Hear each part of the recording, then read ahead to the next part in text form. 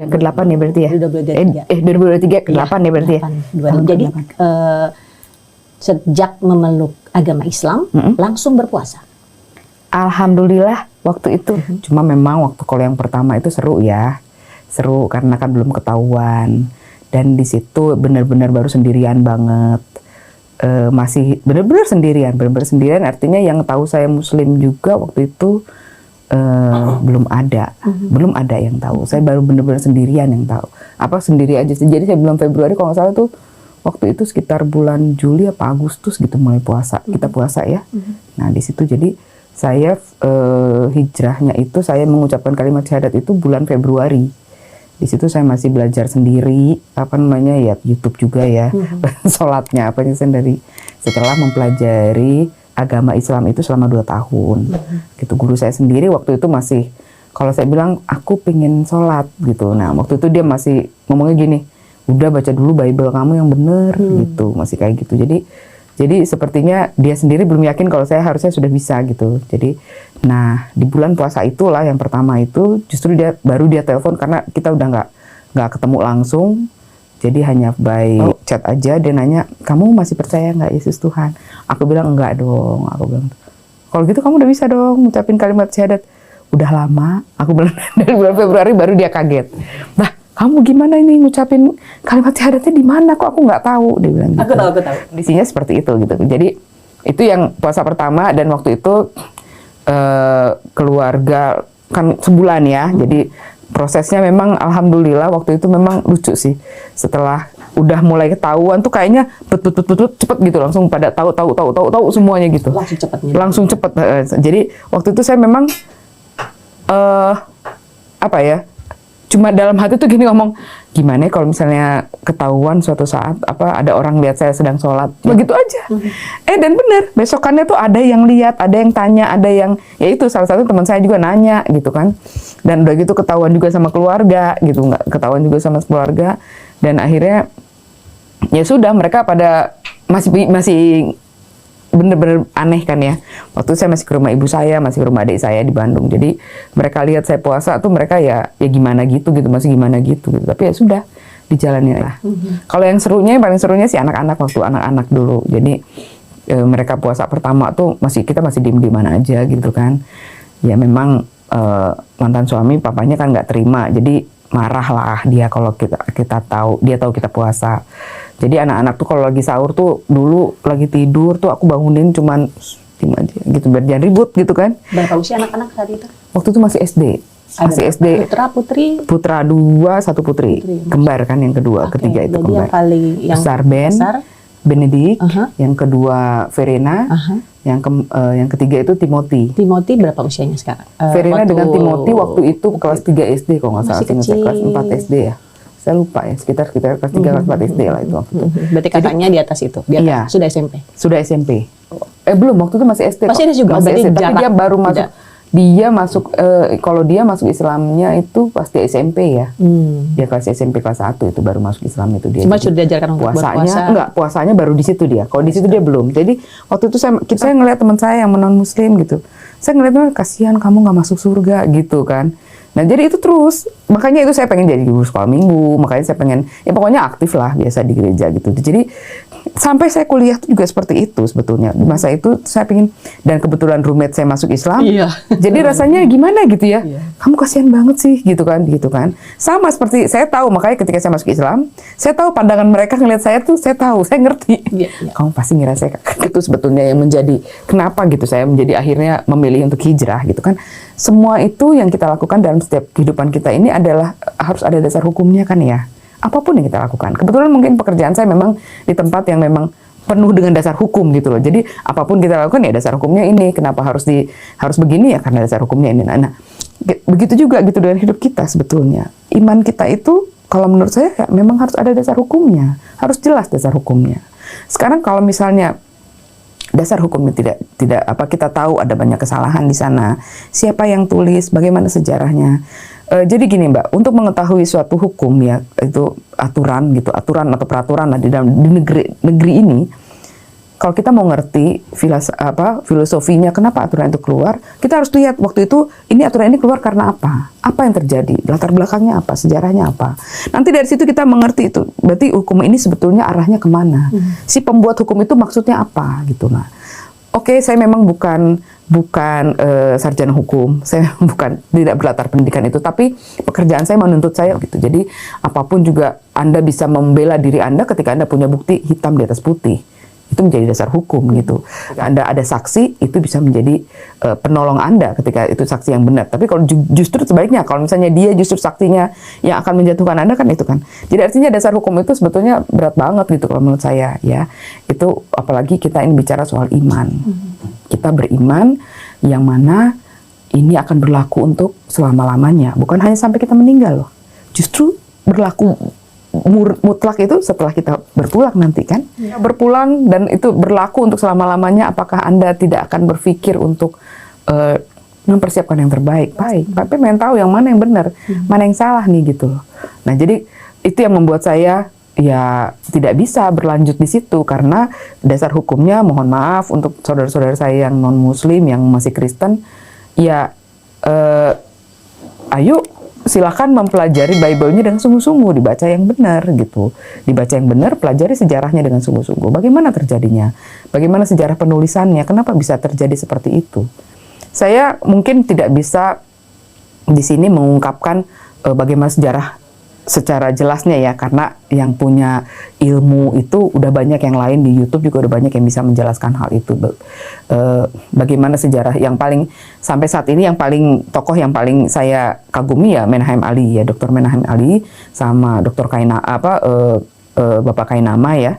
Itu mungkin mereka yang banyak dengan pendidikan mereka. Kalau saya mungkin enggak, tapi saya meyakini hal itu karena waktu itu yang teman saya ajarin memang secara analisanya seperti apa. Kalau tulisannya seperti ini, karena memang kalau dia sih emang sarjana hukum kalau dia.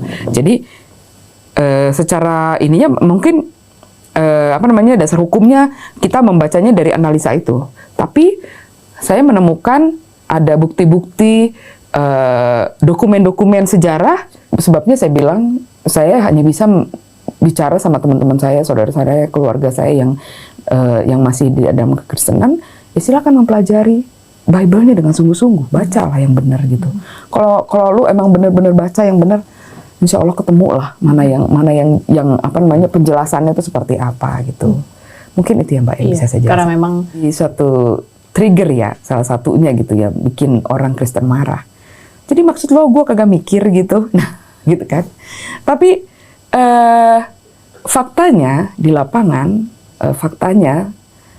ayo siapa dari teman-teman yang memang benar-benar, saya tantang benar, dari gereja mana yang benar-benar tahu tentang sejarah bagaimana sejarah Bible-mu itu ditulis, bagaimana, apakah ada gereja yang memang benar-benar mengajarkan hal itu gitu ya, setiap minggu atau benar-benar, karena sebetulnya sih kalau belajar dengan sungguh-sungguh, kalau mau mempelajari sejarah itu pasti akan tahu apa yang sebenarnya tertulis di Bible itu, bagaimana dia tertulis. Orang Kristen sendiri mengakui kalau itu memang ada terjemahan dari terjemahan sehingga terjadi banyak bias gitu loh. Bias ya.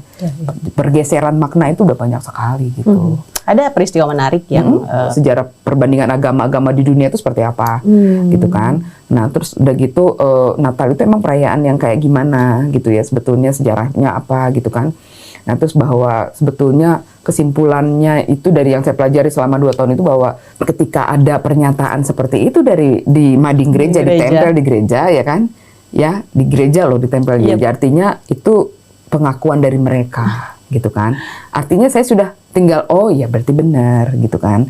Nah, ini yang tadi saya katakan itu tadi, bahwa ayo silakan belajar sejarahnya. Ayo jangan hanya terima iya aja. Jangan hanya mau mendengar bahwa Yesus adalah Tuhan dan ketika Anda percaya bahwa Yesus mati di kayu salib maka pasti dosamu diampuni. Jangan hanya mau sampai di situ. Sama dengan yang seperti sebelumnya sudah pernah saya katakan, bahwa ketika Mbak Diana mungkin pernah diberikan ngadain ya.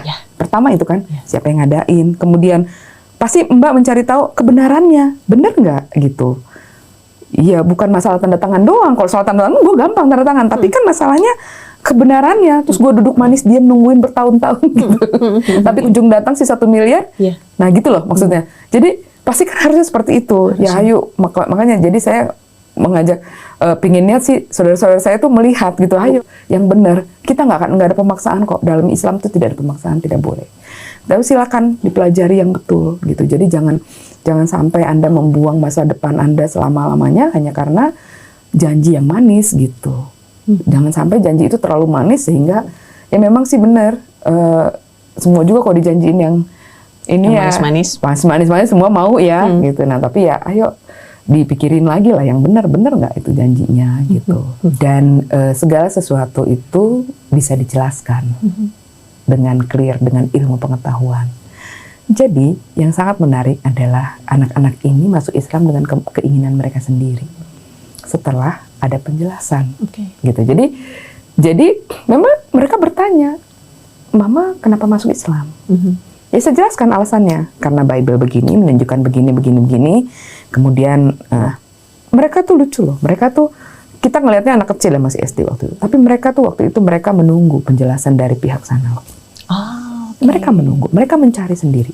Waktu itu saya masih suka jalan-jalan ke toko buku Kristen sebelum anak-anak semua mereka tahu bahwa sudah ya, tapi saya masih menemani mereka, saya belum berhijab. Saya masih menemani mereka membeli keperluan toko buku Kristen. Itu, anak saya itu yang perempuan, masih SD itu, ada tulisan gini, perbandingan antara agama gitu, atau perbandingan agama Kristen dan ini gitu, atau apa. Itu dia ambil itu buku, Mama baca ini.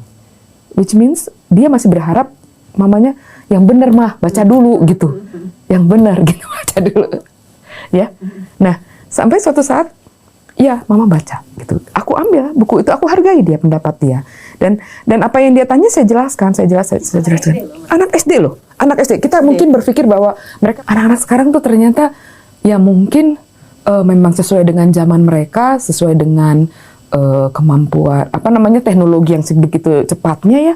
Ternyata daya tangkap mereka juga memang betul cepat sekali. Jadi kadang-kadang kita menjelaskan sesuatu itu, jadi mereka kalau misalnya Mbak tanya gimana caranya, dengan penjelasan Mbak. Gimana caranya saya menjelaskan bahwa kakak harus pakai kerudung. Biar bagaimanapun dia berhadapan dengan situasi di mana ada lingkungan dia, teman-teman lama dia yang nggak pakai kerudung. Dan dia harus pakai kerudung. Kenapa kakak harus pakai kerudung? Ya, itu kan matanya cowok aja. Saya sendiri suruh siapa lihat. Itu kan pikiran dia. Familiar banget. Yang mana yang bisa kena lalat? Yang nggak ditutup kak. Gitu.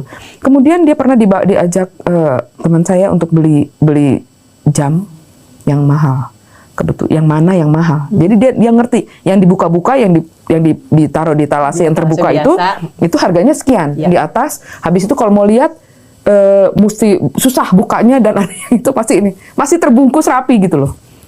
Itu buat dia, jadi dia ngerti kan, berarti mahal kalau yang ditutup, yang masih dikunci, ditutup, ditaruh di tempat yang mahal, yang ketutup gitu pokoknya. Di wrapping gitu. Itu pasti mahal.